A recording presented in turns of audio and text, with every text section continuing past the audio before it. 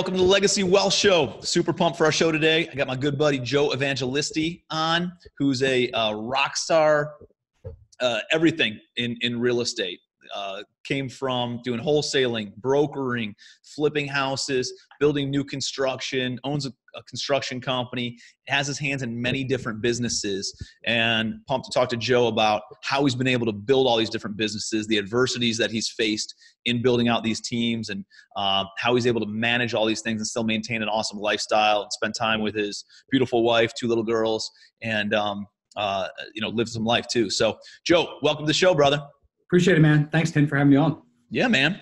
So why don't let's start from the beginning, just high level, give everybody a background on how you got into real estate, building out your different businesses. You have multiple businesses that are not in real estate as well. Would love for everybody to just have a high level on your background, where you're out of and all that stuff. Yeah, I mean, a quick background. I mean, I'm in New Jersey. I grew up in South Jersey, right across the bridge from Philadelphia. I always had a construction background, which is actually what led me to real estate. I grew up in a construction household. My dad was a drywall guy turned general contractor turned inevitably started building some new construction when I started when I got into my teens. And I took a quick stint from, being in the construction world into the military, which actually I thought I was going to go out and do something else besides construction. It turned out I did construction in the military. So I joined the Navy CBs, which a lot of folks don't know is the construction battalions of the Navy, and got to see and do a lot of cool stuff and fly all over the place. And like I said, to do a lot of neat stuff in the construction industry. So I was a builder for the Navy, went all over the world, toured all over the place, and did some great stuff for a couple of years in construction. Did that for about 6 years. And then when I got out, I actually went directly down to Washington, D.C. for a couple of years and ran some big commercial projects for the government at the Defense Intelligence Agency. Probably would still be there if I hadn't met my wife. My wife came down and almost within 6 months, immediately grabbed me and drugged me back to New Jersey. I always tell everybody that her umbilical cord was never cut, and she can't stay very far away from her mother. So we had a good thing going on down in D.C., but luckily she brought me back to New Jersey. And for that, I owe her my real estate career, because once I got back to New Jersey, kind of got the bug and started buying houses, fixing them up, flipping them, trying to learn how to do it, and learn the hard way. Got involved and did it like I think a lot of people did. Got involved, bought my first one, flipped it, had a couple exit strategies, luckily, because we couldn't resell it. This was literally at the tail end of 07 and turning into 08. Things were starting to soften. They hadn't quite completely exploded yet, but we shot, aimed high, and we couldn't hit our target price, so we ended up renting the property. Me and my best friend at the time and our 2 wives had flipped a few houses by hand, physically just did everything, nights and weekends, while we worked jobs, and got into about my 3rd or 4th property when I realized that I was going to be out of capital. I mean, I was buying them old school. I was putting 25% down. I was going to the bank. I was buying these properties, and I was just adding them to a portfolio and thinking like, okay, well, this is how you get rich, right? You just keep buying single family properties, and eventually, your tenants are going to, pay you a bunch of money and you're going to retire early. I don't know, at that time, but then, eventually I realized, I got to do things differently. I got to start figuring out how to leverage capital differently. I got to start figuring out how to leverage time. I got to start figuring out how to leverage people. Because if I'm flipping 2 or 3 houses a year and I'm splitting them with my partner, I'm never going to leave my job, and I'm never going to be able to do this myself. So, at some point along that way, that's when things started getting interesting, and I started finding ways to hire people and grow teams and, start to expand at that point. And I think that's kind of when it all kind of took off. What was the, so I want to dive into, I think you've done a great job building out teams, and we were talking before the episode, like we're building teams, man, but it is not easy. It gives us anxiety just talking about it. Right. But it's what a lot of people go through, right? As they're growing their business. Who was your first hire? My first hire is someone who still works for me today, and her name's Heather. She started out as my assistant.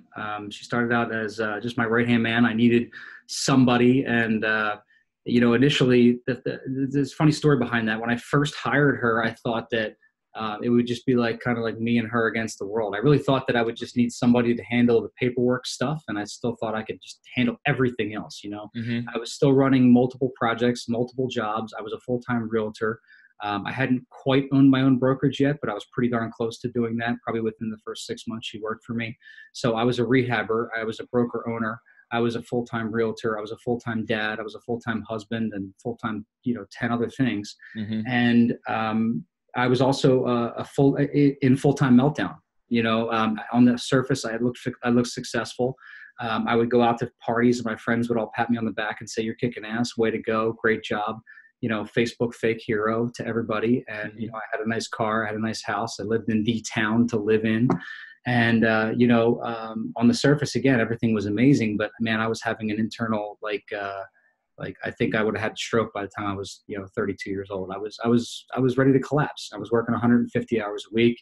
And, no matter how fast I worked, no matter how much I did, no matter, how many hours I put in, I couldn't catch up. And by the way, for those of your listeners that are listening to this, I made a lot of money at that time, but I never had any cash. I never had anything. I just went out the back door as fast as it came in. So I know a lot of people can relate to that. So I knew at that point, like something had to give, something had to change, because all this, the way that I thought people define success, I had all that stuff, and it just wasn't what I knew it should have been, Wow. Yeah, man. Well, I think, so at what point, I think a lot of things happen when we reach a catalyst, or a lot of times the catalyst is reaching that point where you're like, dude, I can't do this anymore. Right. Yeah. We think, hey, it'll get better. And then all of a sudden we just hit a brick wall and you're like, I need to make something else happen. Right. And then you ask yourself a really good question, which is, how can I leverage, like you said earlier, other people? How can I leverage other processes? How can I leverage other people's money? How can I leverage other people's time? And because hey, dude, we have the exact same amount of time in a day as Bill Gates and Warren Buffett and Elon Musk and all these other guys. How come they're performing? How are they able to perform at a different level? And I think when we say, hey, I can't do this anymore, but then we ask ourselves a question leads to an answer, right? And the better questions that we ask, the more progressive questions that we ask, the better answers we're going to get out of that. So you hire Heather, and now you're ready to rock and roll. And now you can take on even more of the revenue generating activities, right? And you got her handling all the admin side of things. And by the way, man, my first hire was an assistant also, who's now my director of marketing, my company. And Heather's now your COO, right? Yeah, she runs the retail sales piece, and she's actually a partner of mine in the retail business, in the brokerage. That's awesome, man. That's awesome. So you hire Heather, and then you realize, holy cow, this is what happened with me at least. The opportunity to leverage other people's efforts. Every time a problem comes down your plate, you're like, nah, no sweat, just like hire it out, right? Yeah. So my big epiphany, my big aha moment, and the kind of the big almost breakdown time frame for me, I call it my Superman moment. Like, I used to get in the morning, and this is back when realtors dressed up. This is before like Keller Williams took over the whole model and made everybody more casual, which thank God for that, right? But I used to wear like a suit and tie in the morning. I used to get up, dress up, put on my jacket, go to work, prospect, meet with buyers, meet with sellers, drive my Lexus around like a professional, show homes and, be the realtor, right? And then I would jump in the car and I would go home at lunchtime and I would get changed and put on jeans and a t-shirt, and I would go out and check on the projects, and I'd have a checkbook in my pocket. I would do scopes of work. I would do scheduling. I would run to Home Depot and pick up tile and paint. I would pick out finishes. I'd have toilets in the back of my Lexus. I would be running projects in the afternoon. And I call it the Superman because I would jump in the phone booth and I would change, and I would be living two different lives. I didn't tell my clients in the morning that I was a flipper, and I didn't tell my contractors in the afternoon I was a realtor. And it wasn't like I was necessarily purposefully trying to lie to people. I just was never living my unique self. I didn't, I didn't know why I didn't feel like telling these people that I wasn't this other person, but I was living a double life. I was living two different lives. And I knew something had to give. I wasn't 100% giving my effort in any one direction. I was just being torn in two directions. And the real impact for me was, again, I wasn't leveraging Heather. I was just using Heather as an assistant. And the impact, time for me was when I had a a conversation with with our mentor. And I said, something's got to give. And I said, I'm done with this brokerage stuff. I want to go all in on the rehab thing. I want us to go all in on the business. And I'm going to burn the Remax at the time. I'm going to sell the Remax. I'm going to give it away. I'm going to get rid of the business. And he said to me, like, why would you do that? Like, Heather's licensed, like, give her the business, let her run with it. And the worst that can happen is 12 months from now, there's no business left anyway. Right. Mm-hmm. Right now you're making great money in the retail sales piece, and you're making good money in the rehab piece. So why not leverage it? And I did. I walked away from it. We made a deal. At that time, she was making straight salary. We made a negotiation where she kept her salary and then she made a piece of the commissions. And we regrouped. I'm kind of going fast forward here, but we regrouped 12 months later, and she had been more successful than we were together. And I had done twice as many flips as I did the year before, because I learned to let go of the vine. Mm-hmm. Because even though I was able to hire her as an assistant the year before, I never really gave her the responsibility, never gave her the reins. I never was able to step away. And that was the big shift for me. That was when everything went, oh my God, I can give people responsibility. I can trust them. And not only are they going to do it, they're going to do it better than I am. Mm-hmm. They're going to be more effective than I am. They're going to be able to control my clients. I'm going to be able to allow that to happen and trust that they can accomplish it. Mm-hmm. And then I went from Heather in that first year, and we probably hired 4 or 5 people in the first 6 months after I saw that happen. And we really shifted in that first 3 years. We probably hired 50 people. We went from 1 to 40 to 50. And, I've made every mistake in between. Scale it back, right? Listen, I went from 50, we're down to probably 26, 27 at this point. Yeah. And, I made every hiring mistake, every firing mistake. I've made every mistake there is to make when it comes to hiring people and not understanding. One of the things about really growing and making money is making money will cause you to make every mistake you can, because you think you can fix things with money. Yep. So I've made all the mistakes in hiring and firing, and now we've gotten super efficient, super effective. We've got the right people in the right seats. We know how to hire effectively, how to fire effectively, how to control KPIs and tempo and conversations and all those type of things. I think we may not be the best at it, but we're pretty damn good at this point. Well, what I'm hearing you say, and this is one thing I believe in heavily, is that like everybody. You take a look at growth and control, right? Mm-hmm. And growth and control work inversely to each other. And so if you want more control over your business, you're not going to grow that much. If you're willing to reduce your control, you will increase your growth. And what you did is you gave up all the control to your retail business and said, screw it. I mean, that takes some balls to be able to just say, hey, I don't even care anyways, but you were going to shut it down. So I love the strategy of let's just see if I give the birdie some wings, can they fly? And she did in a big way. And you still have the brokerage, right? Yeah, we still have the brokerage. It's still performing really, really well. And, as a matter of fact, we're starting to recruit people that the type of people we've always wanted, right? The investor-minded, people that know how to go out there and they're super resourceful and know how to do deals in 10 different ways, and not just your typical retail realtor. So it's awesome. Which then feeds deals to your wholesale business, which then feeds deals to your flipping business, which then feeds deals to your commercial holdings and all those rental properties that you have as well, right? Correct. I mean, we built the retail brokerage that we wanted, not the one that the franchise wanted to see. Love it, man. So that's awesome. That's awesome. Setting your own expectations versus somebody else's, like living into somebody else's who doesn't think like a business owner does, right? Or to think like to build their business, not your business. Mm-hmm. So let's backtrack a little bit. If you could go back and build a team today, let's say everything gets wiped out, everything is taken away, but you have your knowledge, right? You have your insight that you've learned over the past decade, longer, that you've been in real estate and as an investor. How would you go about starting to build that team again? What would your organizational chart look like? How would you start building that out? Who would be some of your first hires? And then what I'd like to do is dive into some of those, like a little bit of like compensation and how do you incentivize employees, and not everybody's incentivized by compensation, right? So 100%. We'll go into that next, but first tell me a little bit about, do you build out an organizational chart right now for your business, or do you find the right people and then find a role for them, or like what does that look like for you? First of all, I think it's a little bit of both. The first question was, would I do anything differently? And the truth is I wouldn't. I made all those mistakes, but I don't think I would have learned if I didn't make those mistakes. I'd probably still be making them if I didn't make them. I'm glad I made them early. I made them often, and I learned a ton along the way, and so did my team. So, in fact, we just got done actually hiring someone yesterday off of the recruiter.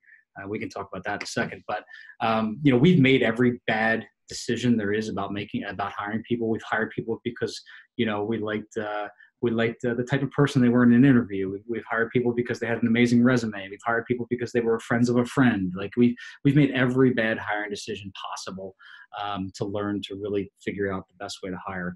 And one of the biggest takeaways that we've learned is it's not necessarily you're not going to get married in the first interview or the second or the third interview. It comes down to setting really, really good expectations, and you're really hiring in the first 90 days. You're not hiring in the interview process. It's a learning process, right? So one of the biggest takeaways that I can hopefully offer some people that are listening is don't base it off of 1 year's salary or base it off of being married to this person for 2 years. We do a 90-day probationary period hiring process. That means that when someone comes on board with our office, they're not a full-fledged employee until they get through 3 months, right? And so we set 30, 60, and 90-day expectations.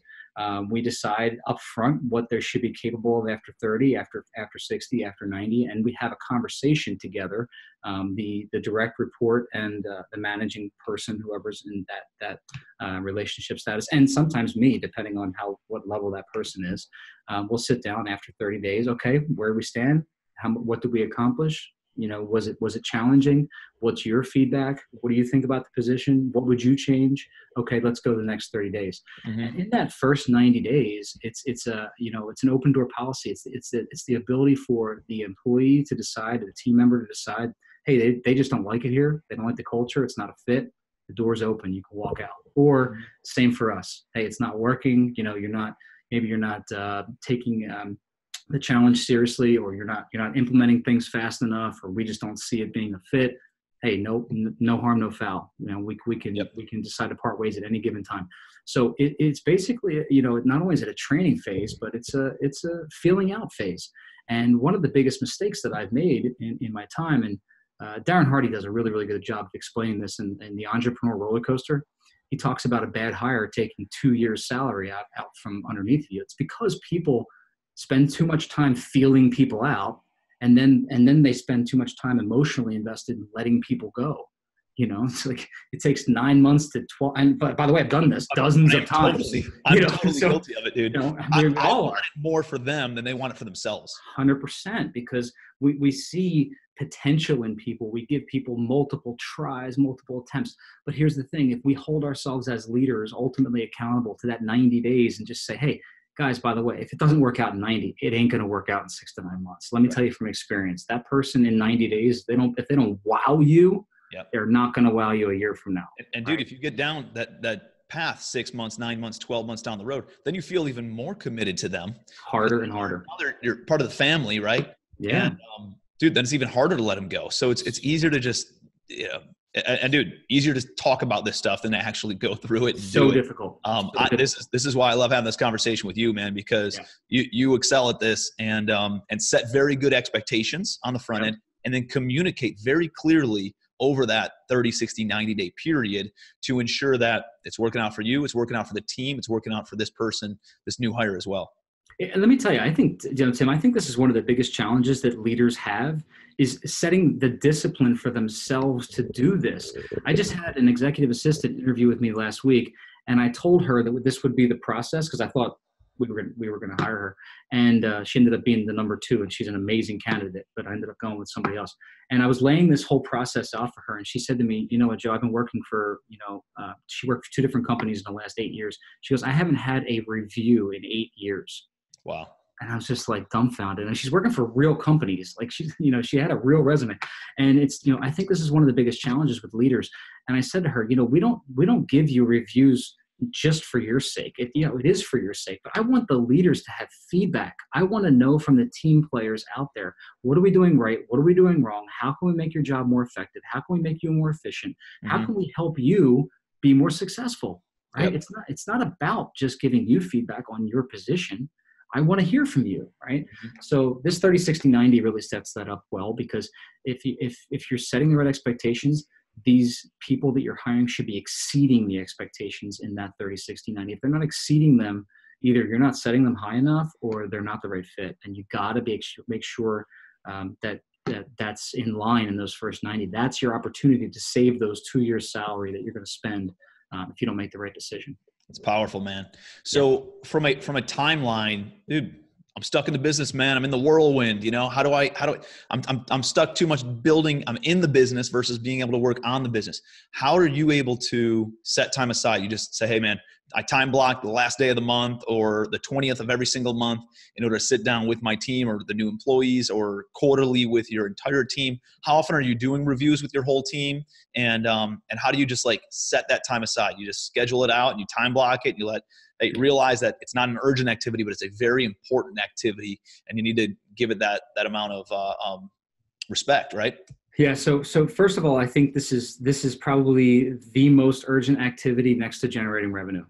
I think it's the top tier activity. I think it's the most urgent thing you can do, because if you don't do it, you're disrespecting your team. Mm-hmm. Bottom line. Like, I think a lot of people push this stuff off and they say, I'll do it next week, I'll do it next month. And you wake up and it's 6 months down the road. You can't disrespect your team and not give them 15 minutes attention. And secondly, it doesn't take 3 hours to prep for, right? You're doing a 1-page review. Hey, what's good? What's bad? What do we need help with? And what's the next quarter's expectations? So we call it a quarterly conversation, right? Like, your super high level people, take them to lunch, right? If you're giving them a lunch, and if you can't have lunch with your executives, like, who are you really? Yep. Okay.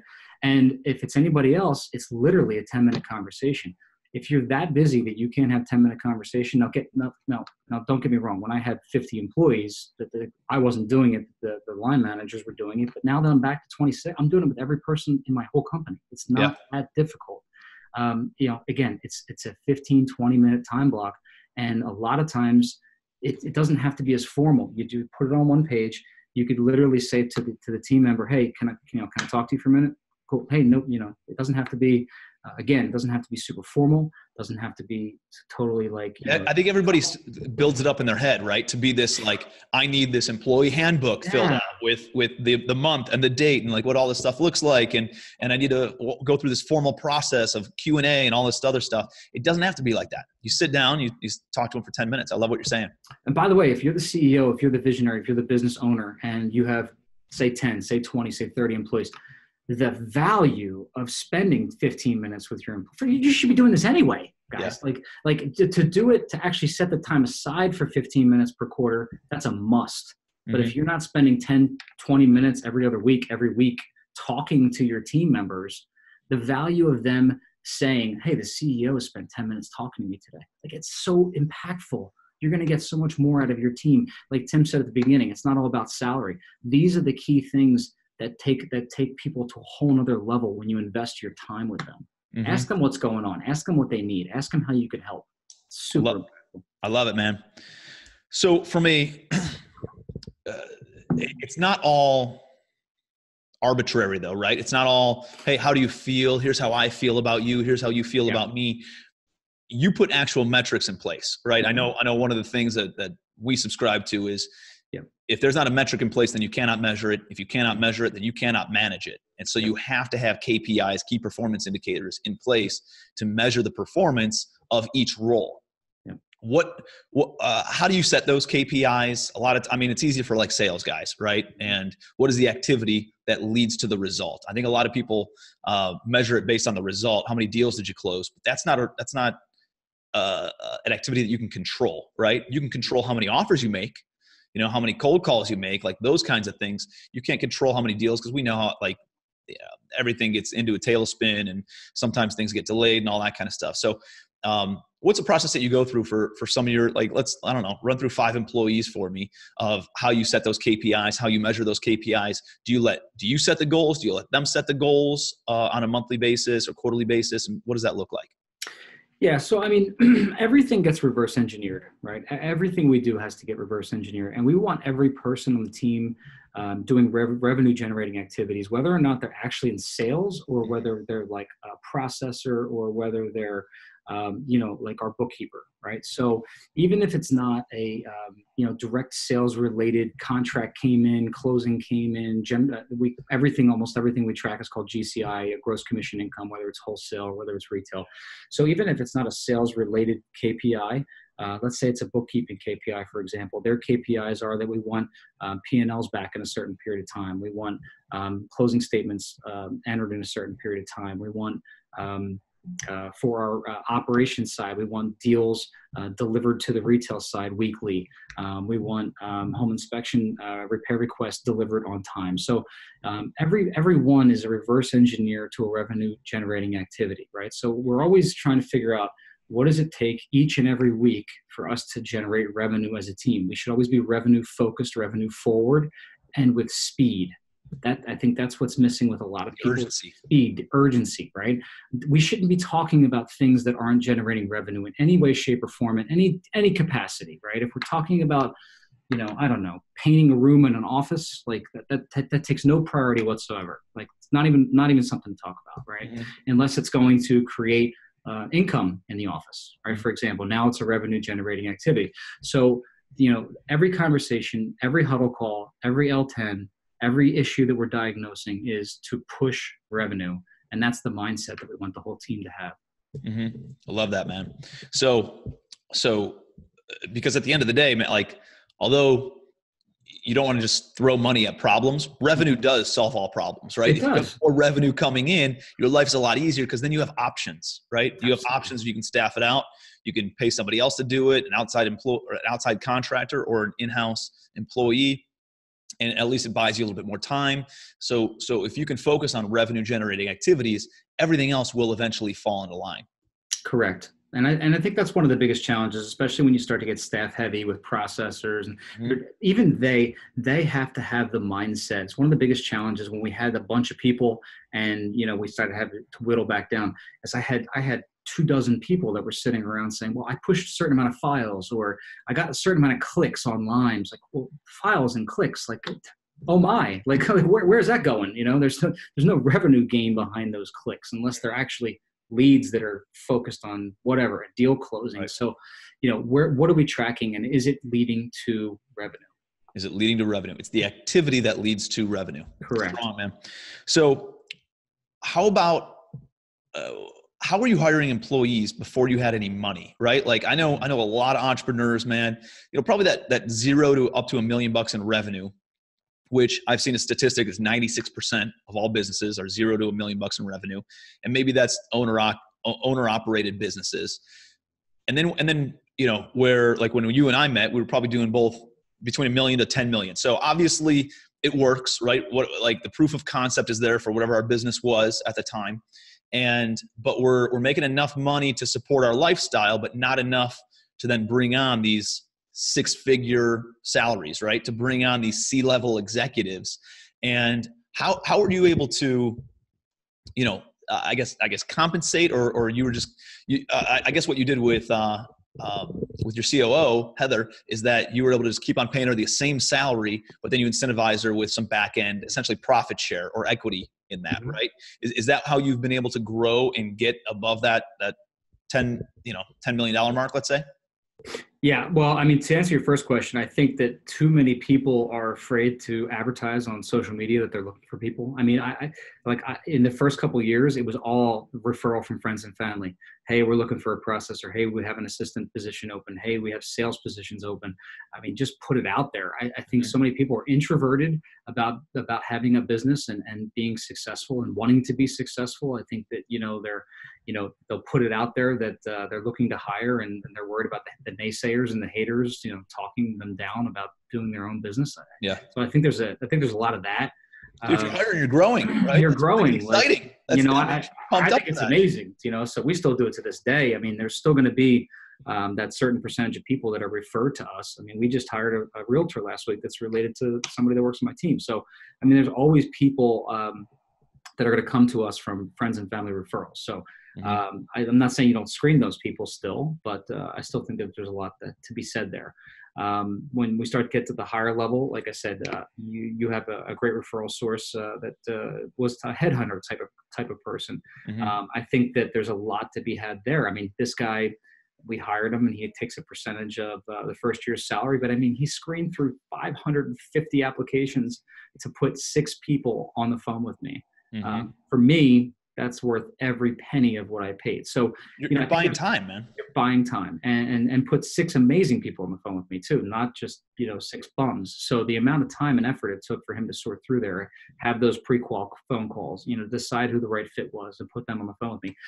So I think there's levels to that. And Joe, doing it better than what you would be able to do it yourself, giving it the urgency that you would probably not give that if you had to go out and do that inside your daily activities. So this is somebody.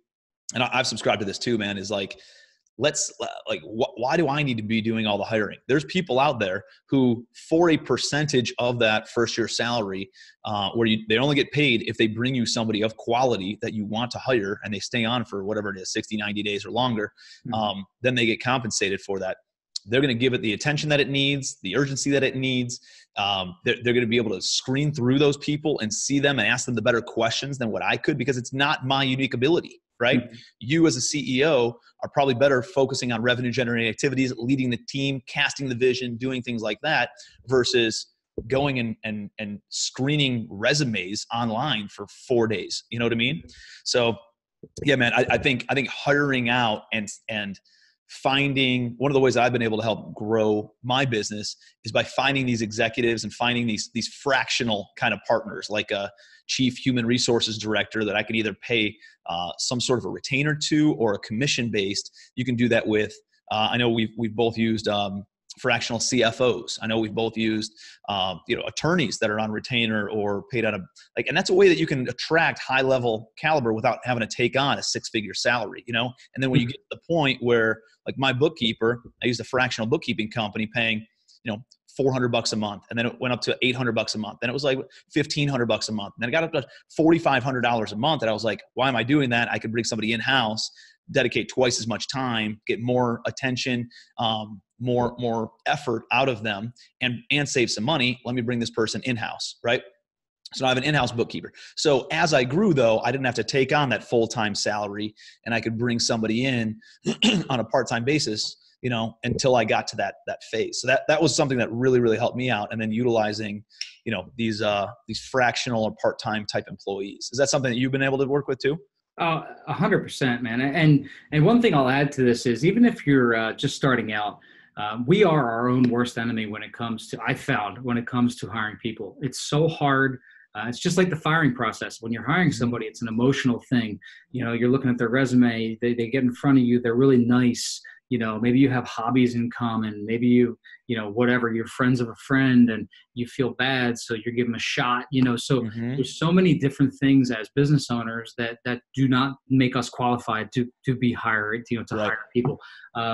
So make sure that, even if maybe it's maybe it's your husband or your wife, or somebody who's third party, but at least give them a second interview with somebody who's not you, to get a second, opinion on the person before you pull the trigger. There's a reason why they say hire slow and fire fast, right? Again, I've hired plenty of people that I probably had no business doing, and they stayed for too long. Make sure that you're making a good decision when hiring. The second thing I'll add, Tim, is that you said at the beginning is, how do you afford that 1 year salary? You got to change the mindset too. And I know you know this, but to me, I changed that mindset to, I have to afford one quarter of that salary. To me, I have to know that I'm hiring for 90 days. And I'm going to work it out for 90 days. And most employees, I don't care what position you're putting them in, they should be earning back double or triple what we're paying them. And they should be able to do it within 90 days. And that's especially true in, an assistant position or someone who's supporting you, because if they're taking you as the CEO rather, and let's say you've never had an assistant. First of all, if you're growing your business and you're doing all the paperwork, the process, and the $15, $20 an hour work, and you turn around and you hire someone that's $15, $20 an hour, you should be able to double, triple your productivity, your output, your high gain activities, whatever you're doing as, deal flow, whatever that looks like. You should be out there crushing it. Now that you've taken on the $20, $30, $15, $20 an hour person. You should be able to to go out there and dominate now with that type of help behind you, more than easily being able to pay their salary. That's the way I looked at it when I first took on my first assistant. And before 90 days, by the way, guys, is a long time. It feels like it's like that. An assistant in 3 weeks, 2 weeks, I remember the first 2 or 3 weeks Heather started, I remember looking around like, I can't even believe, like she was asking me, in 2 weeks, like, what do we want me to do next? What do we do next? And I was like, God, like, it's almost the opposite. Like it becomes a job. You got to find something to feed them. Right. Great. Right. Because now you're like, okay, now I can get so much more done. I got to give her something else to do. Like, like that's what an assistant should do for you. I'm actually thrilled right now. Like I said, I just hired an executive assistant. I can't wait for her to start because I interviewed her last week. She's got more energy than anyone I've ever met. Like I'm afraid of what she's going to push me. I hired her because I wanted her to push me. I know that when she gets here, like I'm going to have to start finding stuff for her to do. And I'm excited for it. That's the level an assistant should put you in. Dude, I love that. And excuse me. One of the things I'm hearing you say, man, is we're investors, right? We're buying properties, hoping for, or expecting a return on our investment whenever we go out and buy real estate. The two things in business, regardless of the industry that you're in, that should always be looked at from an investment standpoint and a return on investment standpoint are marketing and people, right? If I'm going to invest $75,000 a year into this person, they should return $400,000 a year in revenue to the business, whether that's them specifically doing that or taking non-revenue generating activities off of my plate and my team's plate. So that way we can then go and generate that revenue. Depending on what that looks like, they should be yielding some sort of return on investment for what their salary is. And in marketing, what you talked about, which is just like driving revenue generating activities. So it's exactly what you said. If I'm going to go and spend $10,000 a month on direct mail pieces and some sort of outbound marketing, great. That should yield $45,000 a month in deal flow and revenue flow from the transactions that it brings to the table. You're always seeing a return on investment, and people are the same way, man. It's always a return. It's an investment. So if you want to grow the business, if you want a bigger return, then you should invest in more people, quality people that fall into the right seats in your organization. Absolutely. People are some of the best investments I've ever made. Mm-hmm. Hands down. Love it. Leverage, man. Leverage is powerful stuff. So now you have multiple businesses. You have the construction business. You have the retail sales business, the brokerage business. You have the wholesale business. You're building houses. You have a list company. Mm-hmm. How are you able to maintain all that stuff? So one of the ways that I've been able to do this, and I know that you've been able to do this, is through like joint venture partnerships and partnering up with people who are have like an equity mindset, ownership mindset in the deal, and they're only compensated based on how well the business grows. So tell me a little bit about how you've worked with your list company and build up your other businesses with some of your business partners. Yeah, I mean, I've done quite a few JVs, joint ventures, like you've said, where we try to find great partners to work with and people that don't necessarily need to come in with skin in the game, but again, have good intellectual properties, right? So maybe they have the background, they have the ability to facilitate, they have they have the time and effort to put forth, right? So we become the backer, we become the investor. But I also I lend the mentorship, or I lend some of the other team to facilitate helping them grow their business or grow our business. That is, that's one way. Choosy on who you partner with. What does that look like? Oh yeah, absolutely. I mean, we just part of one of the media companies I just started was I interviewed 5 different people before I really decided on somebody that I chose to move forward with, and he was probably on the onset, not somebody that I would have partnered with until I really got to know him a little bit better, and decided that he would be a good fit, and turns out he's a really, really good guy. But yeah, I mean, they got to have the right drive, they got to have the right ambition, they got to have the right motives, they got to have the right moral character and all that kind of good stuff, obviously. But yeah, we're looking for people that exercise all those things, all those characteristics, but also, generally they're businesses that align with our current businesses, even though they don't, necessarily sound like they might, in one way, shape, or form, they probably align with what we have going on already.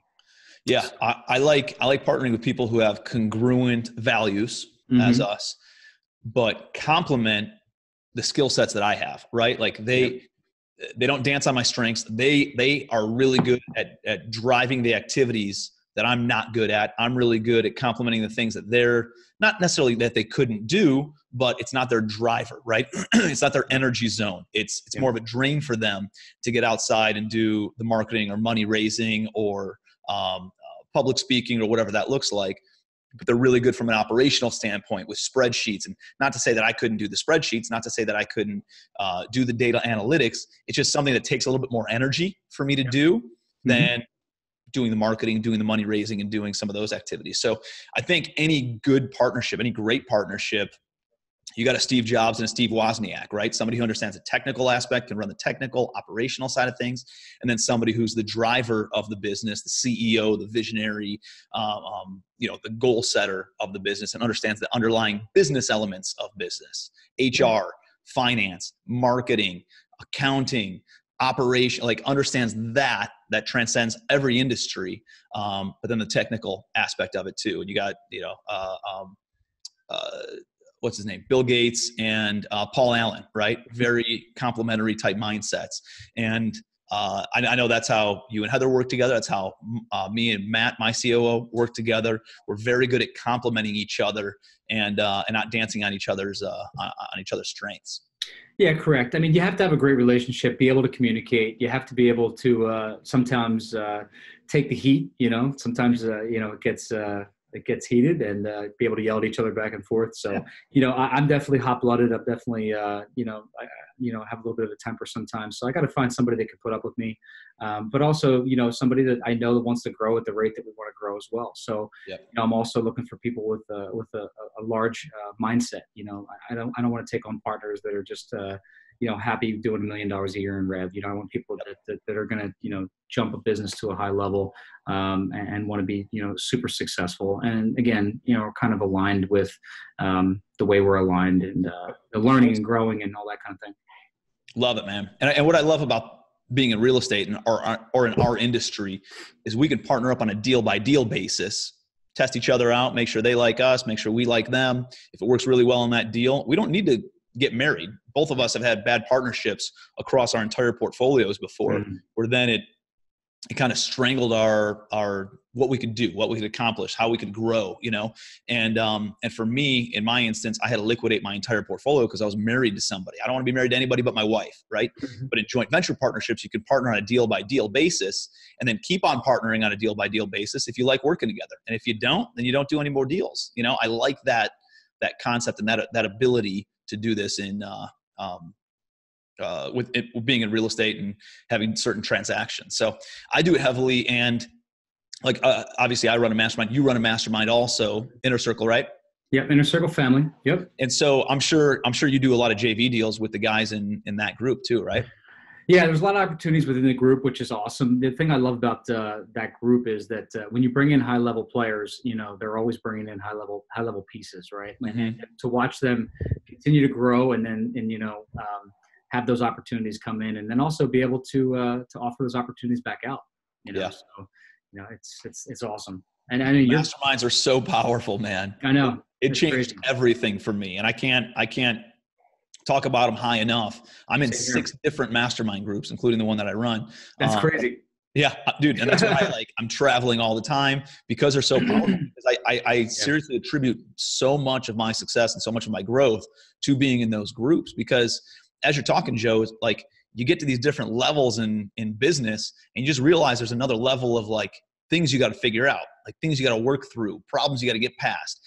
And by plugging into a mastermind and getting out there you guys do yours at what, quarterly? We're about every 7 to 8 weeks now. Okay. So every 2 months, you need that though. You need to plug in, unplug from the business, plug into working on the business instead of in the business. And you implement that 1 or 2 strategies at this coming event, and boom, you get past the glass ceiling that you're facing. And 8 weeks later, guess what, man? There's another level of glass ceiling that you just hit. And you're like, how do I push through this? Let me get together with the group, mastermind. They know what your long-term vision is, and they can help you push through again, right? Yeah, I love it. I always talk about it this way because I think a lot of people who haven't been to events like this don't really understand the concept. And that is, a lot of people think that they come to these events and like to drop a bomb on their business and blow everything to smithereens and start over from scratch. But like I always call it the 1% shift, right? Like you come to this event, and maybe if it's your first time, if you've ever been to an event, maybe you're going to make like a 5% shift, right? Maybe there's going to be like, you're going to get overwhelmed. You're going to go back and implement some big practices. Like I know you and I did in our first couple of events, like we did some major shifts, but once you start to come to these things regularly, like I'm always looking to make a 1% shift, a 1% improvement, like a little bit of a shift, like we're moving a tanker, right? Like we're steering a tanker, a 1% shift that's going to make my company a little bit better, like just a little bit in one direction. And I'm not going to, completely change a system or completely change, the whole department within my company, just make myself a little bit better. But sometimes you get that one takeaway and you go back and you implement it and you're like, holy crap, I just closed another deal, $100,000. And then you're like, well, what was the investment to the 2-day event? It was $5,000. Like, was that worth it? And so people think that like, I'm going to come there and I'm going to get so overwhelmed. It's not about that. Sometimes it's an introduction that was made. Sometimes it's the one person that you meet. Sometimes it's one little thing that you implement in your practice that changes. Sometimes it's literally a routine that you implement. I've had guys come and start to implement the miracle morning, and it's like it's life changing. Well, this is what happens when you surround yourself with people at a different level that you can't find in your backyard. Yep. And it's not about making a life changing shift, right? It's about sometimes just a little bit of a practice that makes you different. And those little 1% shifts compounded over time do create a life-changing shift. And all of a sudden, 3, 4, 5 years down the road, you look back and you're like, holy cow. Like it wasn't anything Herculean when it first initially happened, but a little bit compounded over time. And eventually, dude, like your results, you grossly underestimate what you can accomplish in 3, 4, 5 years if you're always in a progressive state of mind, which these masterminds help out with. So I know we're wrapping, brother, but how can somebody plug into your inner circle? Yeah, they can go right to the website, joeevangelisti.com, find anything there about our events and the mastermind and all that type of stuff's all there. Yeah, dude, powerful stuff, man. I want to ask you, and then what's the best way to connect with you? Just going to that website? Should they connect with you on Facebook? Website, Facebook. A lot of awesome content out there.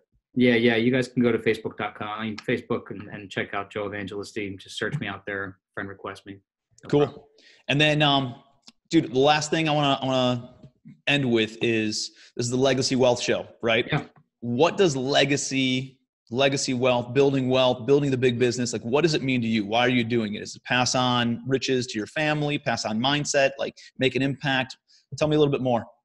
Yeah, I love the impact piece. Obviously, it's about family, and I like the legacy piece too, because the thing is, we always think about our kids, right? We always think about like giving it to our.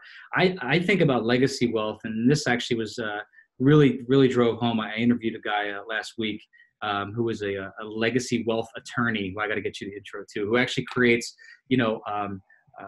systematic legacy wealth, meaning we're not just creating this wealth for our kids, we're creating it for our great grandkids, right? And that doesn't mean we're going to create $1 billion. It just means how we plan it to be created, right? So when we leave a legacy, right, it can mean two things. It can mean the impact of the knowledge that we share, which I always say I want some kid 200 years from now to be doing something that's going to affect his family because of the knowledge that we share. He doesn't need to know who I am. Like I don't need to be on a book or building or anything like that. But maybe I taught something to his great-great-grandfather over this podcast that he implemented, and that practice led to that kid doing something impactful, right? So I think that's a piece of legacy. But also I love the idea of being really intelligent about how we actually build this wealth, leaving it in a way where our kids are going to continue to figure out how to leave it and not be one of those, this guy used a statistic, Tim, that's going to make you nuts, but he said 85% of millionaires that die, their legacy, their wealth that's left is zero within 5 years. So we have an obligation as wealthy, as millionaires figure out a way to create that wealth strategy so that, our generations after us can continue to, make that money last and create impact, not just for our families, but I know you're big into charity and you're big into creating other impact, but to feed our charities, to feed our kids, to feed the legacies after us. All that stuff goes into legacy wealth. Like, I'm a big fan, my podcast is called The Legacy Blueprint. So, me and you are very much aligned in this type of thing. And I think, what we're doing here, putting the knowledge out there and helping people create, that's what it's all about, man.